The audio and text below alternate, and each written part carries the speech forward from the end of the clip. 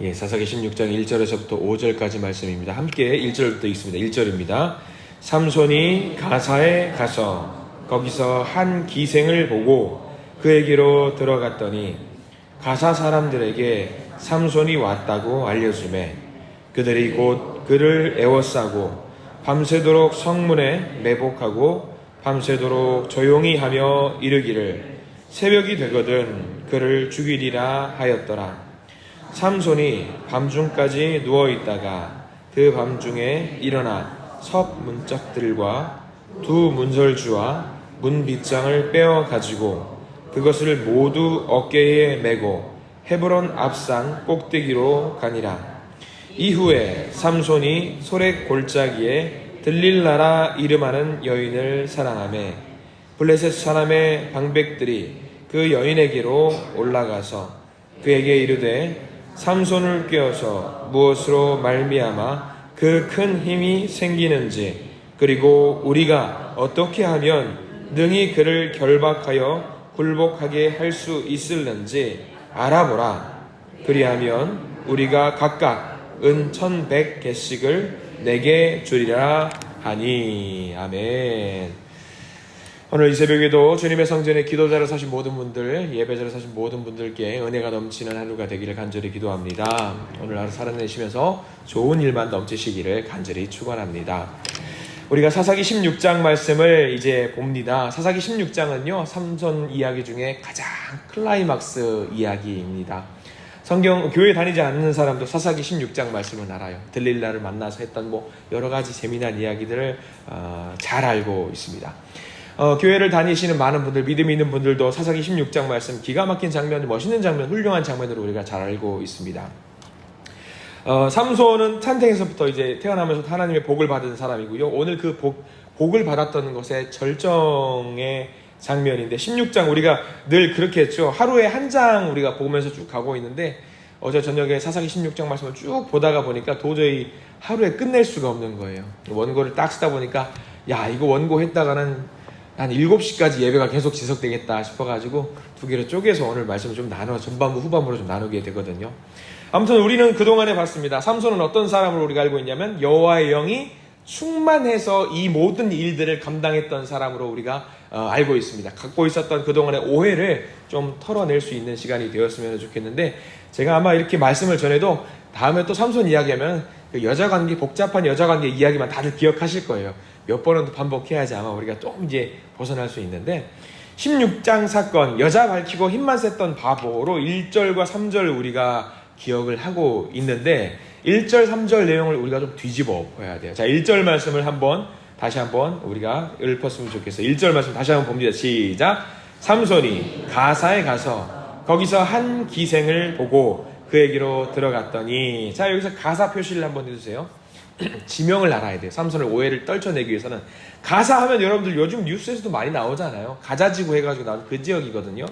근데 이 가사에 갔다라는 말을 우리가 잘 봐야 돼요. 가사에 내려가서 기생을 만났다. 삼손이 여자에 약했다는 오해를 털어내야 되는 게 가사가 어디냐면 블레셋의 가장 강력한 도시 중에 하나의 대표적인 도시인데 이스라엘 영토에서 가사를 가려고 하려면 무려 몇 킬로미터를 가야 되냐면 60킬로미터를 가야 돼요. 가까운 거리가 아니에요. 그럼 우리가 아무리 상식적으로 생각을 해봐요. 상식이 없는 사람이라고 할지라도 여자 하나 만나러 걸어서 60km를 걸어간다는 게 쉬운 일이에요, 어려운 일이에요. 이거 정혼한 사람도 결혼한 사람도 아니에요. 기생을 만나러 간 거예요. 기생을 만나러 가기 위해서 60km를 걸어갔다? 못하는 일입니다. 쉬운 일이 아니에요. 적진에 그것도 가사라는 지역이 어떤 지역이냐고 방금 말씀드렸잖아요. 블레셋 지역의 대표적인 그 지역이란 말이죠. 엄청난 군사력이 있는 곳이고 적진의 한복판으로 간다라는 거예요. 방금 전까지만 해도 블레셋 사람들 나귀 턱뼈로 1000명을 죽였던 사람이에요.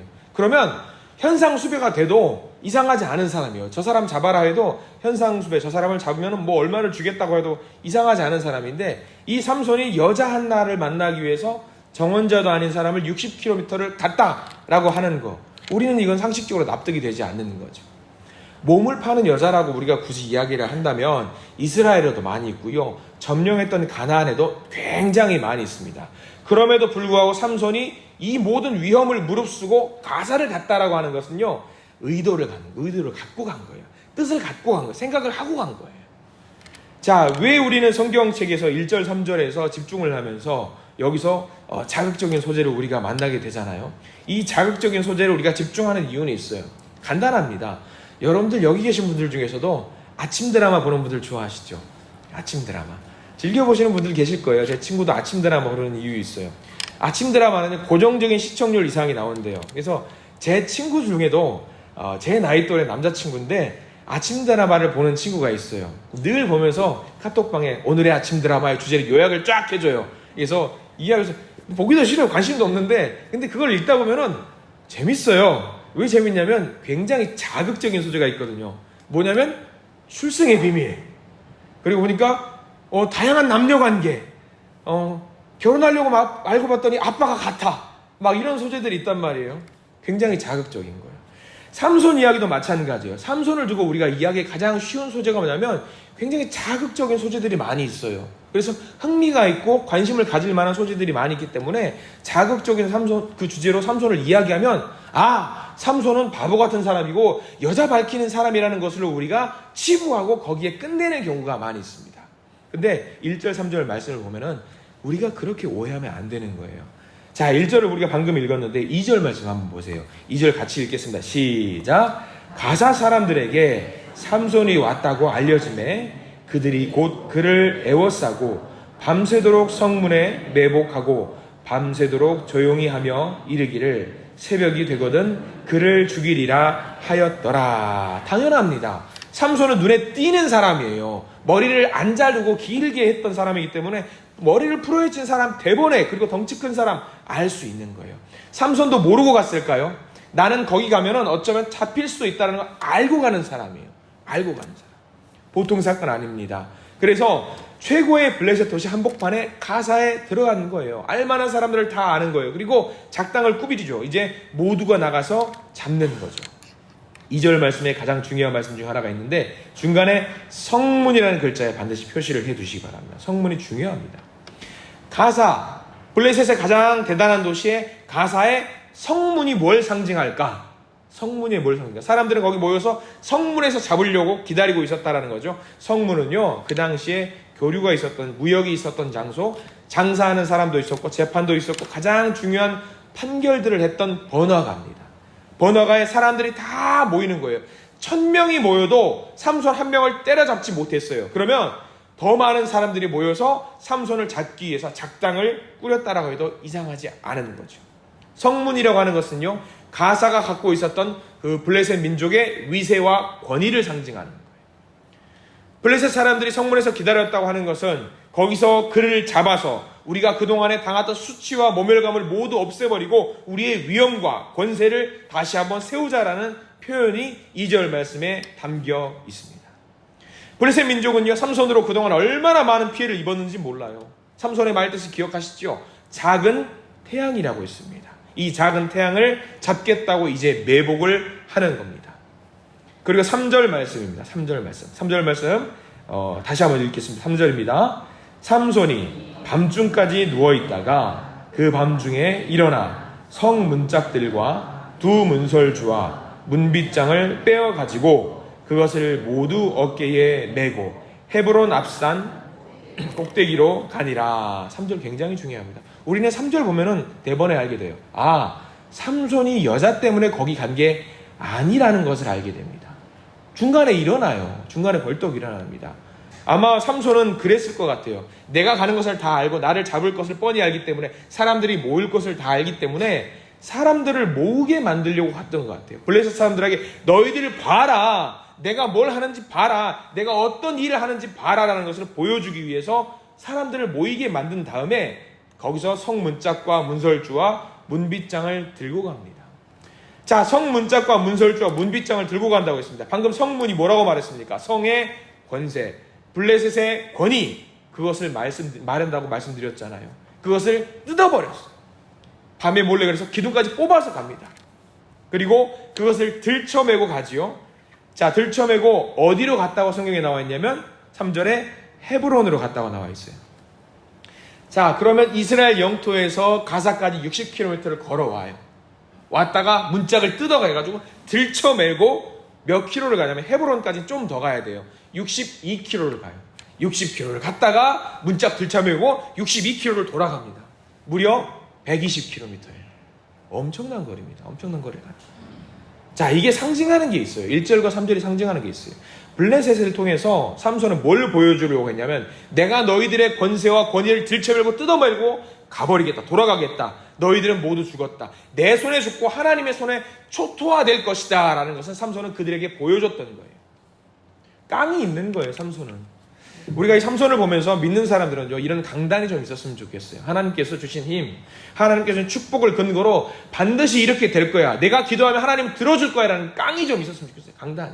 우리가 이렇게 기도할 때 하나님이 들어줄까 안 들어줄까 이렇게 절절한 마음이 아니라 하나님 들어주십시오. 하나님이 들어주셔야지 이 권위가 세고 이 권세가 세고 하나님이 이 세상을 통치한다는 걸 보여줍니다 라는 깡을 가지고, 강단을 가지고 우리가 기도하면 하나님은 그 깡을 보고 이것 봐라. 아유, 알았어. 내가 너의 기도를 반드시 들어줄게. 이런 우리가 강단을 가지고 기도할 수 있는 우리가 되었으면 좋겠습니다. 할 수 있다라는 마음, 가능하다라는 마음, 충분히 된다라는 그런 마음을 가지고 우리 기도의 자리로 나갔으면 좋겠습니다. 삼손도 그런 마음이 있었을 거예요. 가면은 자기가 봉변을 당할 것이라 알고 있었을 겁니다. 그리고 이 무거운 것을 들고 가는 것이 쉬운 일이라는 것이 아니라는 걸 알고 있었어요. 그러나 그는 깡이 있었어요. 하나님이 나를 통해서, 하나님이 자신을 통해서 반드시 인도하시고 이끌어내실 거라는 그 믿음이 있었기 때문에 아마 이 모든 일들을 능히 수행했을 거라는 생각이 들어요. 우리가 삼손을 다시 봐야 됩니다. 그리고 헤브론으로 돌아갔다고 했습니다. 3절 말씀에 아까 우리 가사에 표시를 했던 것처럼 3절 제일 끝자락에는 헤브론 앞산 꼭대기로 가니라. 이게 굉장히 중요합니다. 헤브론은요, 어떤 지파에 속해 있는 땅이냐면 유다 지파예요. 유다 지파. 우리가 그동안 유다 지파에 대해서 많이 읊어봤잖아요. 유다 지파 지금 막 쓰러지기 직전, 그러나 한때는 이 가사를 점령했던 지파. 여호수아가 속해 있던 갈렙, 여호수아 갈렙이 고백을 했죠. 이 산지를 내게 주소서 했던 땅이 헤브론입니다. 거기에는 아브라함의 묘도 있고요, 사라의 묘도 있고요, 이삭의 묘도 있고요, 야곱의 묘가 있어요. 아브라함의 하나님, 이삭의 하나님, 야곱의 하나님 고백하는 그 땅이 헤브론에 있어요. 유다 지파가 있는 거예요. 이스라엘의 중심지입니다. 그리고 그동안에 유다 지파가 절절맸던 모습들이 있었을 거예요. 그 유다 지파를 향해서 꼭대기로 올라가서 다 모이라고. 왜? 내가 뭘 가지고 왔는지 보라고. 내가 지금 뭘 가지고 왔냐고.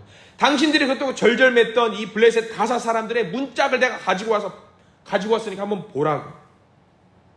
보여주면서 뭘 알려주고 싶었던 거예요. 블레셋 사람들이 우리를 다스리는 것이 당연한 게 아니라고. 내가 갖고 온 거 그들의 성문짝을 뽑아와서 그들의 권세를 뽑아왔다고 보여주고 있는 거예요. 왜? 이게 하나님의 뜻이다. 블레셋은 멸망할 것이고 40년 동안 우리를 지배했던 이 잔악한 민족은 하나님으로 말미암아서 이게 우리가 치유될 것이다 라는 것을 보여주고 싶었던 것입니다. 유다 지파에게는요, 블레셋을 향한 두려움을 이기는 징표를 보여주고 싶었던 거예요. 자, 우리가 1절과 3절 말씀을 두고 많이 해석을 합니다. 여자로 인해서 위기를 맞이한 삼손. 어쩌면 그 해석도 있을 수 있을 거예요. 그러나 우리가 삼손을 두고 잘 봐야 돼요. 여자로 인해서 위기를 맞이했다고 100번 양보를 해도 굳이 블레셋, 현상수배가 되어 있을 텐데 거기까지 가서 봉변당할 것을 뻔히 알고 있으면서 가서 여자 한 명으로 인해서 도성에서 쓸데없는 소동을 일으킨다? 이거는 우리가 아무리 생각해도 상식적으로 이해가 안 되는 거예요. 의도를 갖고 간 겁니다. 자, 사사기 16장은 이제 나머지 부분은 들릴라가 나오는 부분이고요. 이 내용은 우리가 내일 이어서 볼 겁니다. 들릴라가 궁금하신 분들은 내일 반드시 나오셔서 새벽 예배를 드려야 되겠지요. 자, 우리 16장 1절, 2절, 3절까지만 봐도 삼손은 대충 자기 혈기를 감당하지 못해서 살았던 사람이 아니에요. 철저하게 하나님의 부르심에 입각한 삶을 살았던 사람이 삼손입니다. 사사로 부름을 받았던 것에 대해서 한절 부끄러움이 없었고 후회 없는 삶을 살기 위해서 노력했던 삼손의 모습을 우리가 보게 됩니다. 물론 그는 힘이 셌어요. 미련할 정도로 힘이 셌어요. 오늘 말씀을 묵상하다가 그 생각을 하는 거예요. 이 문개짝을 들고 가면은 이게 우리가 말이 문개짝이라고 하지 이런 문 아니거든요. 이런 문 저런 문 아니에요. 성문을 들고 갔다라고 하는 거죠. 그러면 힘들어서 굳이 60km까지 걸어가가지고 이거 잡아라 이러고 안 해도 됐을 거예요. 그냥 가다가 아우 힘들어 팽개쳐 놓고 이거 발 없는 말이 천리를 간다고 이 소문이 쫙 퍼져요. 퍼질 수밖에 없는 거예요. 그럼에도 불구하고 정말 이제 무식하게 문짝 들고 가서 다 보여주는 거예요. 유다 지파에게 보여주는 거예요. 봐라, 하나님이 우리와 함께 하시는 거 너희들이 직접 봐라. 하나님이 우리를 도우신다. 직접 봐라. 블레셋 아무것도 아니다. 아마 삼손은 그 생각을 했을 거예요. 사람은요, 증거를 봐야 돼요. 눈에 봐야 돼요. 아, 저게 그거구나 라는 거 증거를 봐야 되거든요. 아마 그런 생각을 갖고 힘들지만 그 괴짝을 들고 갔던 것 같다. 그런 생각이 드는 거죠. 이 일로 인해서 유다 지파는 정신을 차려요. 유다 지파는 정신을 차려요. 그리고 다음 내일 내용은 정말 이 말씀을 준비해 눈물이 나올 정도로 감동스러운 장면들이 나오거든요. 이 삼손이 아마 제가 어제 주일날 말씀드렸던 선한 영향력이라는 주제로 말씀드렸잖아요. 이 한 사람으로 말미암아서 유다가 정신을 차리고 유다가 정신을 차리고 난 다음에 뭐가 정신을 차리면 이스라엘 백성들이 천천히 다들 정신을 차리게 됩니다. 이 삼손 한 사람으로 말미암아서 그 일이 만들어져요. 저와 여러분 모두에게 이 말씀을 주시면서 우리에게 이렇게 말씀하시는 것 같습니다. 내가 너와 함께한다. 내가 반드시 너를 돕고 이끌어줄 것이다. 이 고백이 우리의 고백이 되기를 간절히 축원합니다. 삼손을 향한 이 고백이 하나님이 우리에게 주시는 고백으로 우리가 받아 먹을 수 있었으면 좋겠습니다. 선물로 오늘 하루의 삶을 살아가는데요. 기도하십시오. 하나님, 저도 삼손처럼 살아보겠습니다. 제가 좀 미련할 수 있는데 미련통이고 바보 같다고 할지라도 내 마음이 하나님만을 향해 있는 하나님 바라기입니다. 그 모습을 하나님께 보여주실 수 있는 우리가 되기를 간절히 바랍니다. 그 모습을 보실 때 하나님은 우리에게 힘을 주시고 어떤 그 깡을 주시고 내가 반드시 너와 함께 할 거야 라는 그런 소신과 확신을 우리에게 주실 줄 믿습니다. 그 소신 갖고 살아내시는 우리 모두가 되시기를 간절히 기도합니다. 기도하겠습니다. 하나님, 세상은 우리를 두고 미련하다고 합니다. 조금 융통성 있게 살아도 된다라고 말을 합니다. 바보 같다고 하고 어리석다고 합니다. 그러나 그런 말을 들어도 우리는 하나님만 바라보기를 원합니다. 하나님 바보입니다. 하나님만 생각하는 우리가 되기를 원합니다. 하나님만 생각하면 왜 이리 눈물이 나고 기쁘고 행복한지 아마 삼손이 그랬을 것입니다.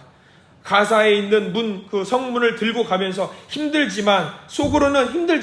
속으로는 너무 기뻐서 하나님 제게 능력 주셔서 제가 쓰임 받도록 하시니 감사합니다. 그 기쁨을 갖고 그 먼 거리를 걸어갔을 것 같습니다. 주님, 우리도 그런 기쁨을 갖고 살아가도록 인도하여 주시옵소서. 우리가 세상에는 바보 같다고 할지라도 주님이 나를 사랑하고 주님께서 나를 인정해 주신다면 그거 하나로 충분합니다. 주님, 선물로 주신 이 하루를 통해서 하나님께만 영광을 올려드리는 일 할 수 있도록 주님 저희를 인도하여 주시옵소서. 예수 그리스도 이름으로 간절히 기도드립니다. 아멘.